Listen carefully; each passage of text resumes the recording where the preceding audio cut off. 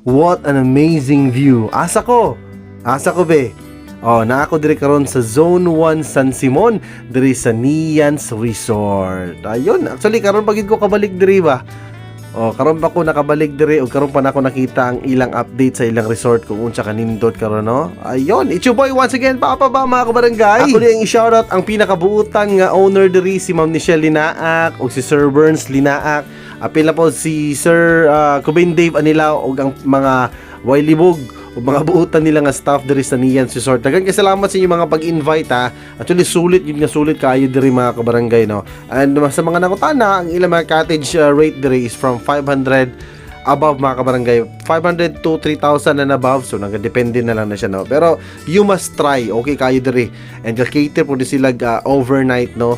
So na po sila function hall, rooms nga pwede ninyo mapuy-an, exclusive, and okay kayo for family gatherings. Diba? Syempre, diri lang na sa Neyanz Resort located sa Zone 1 San Simon.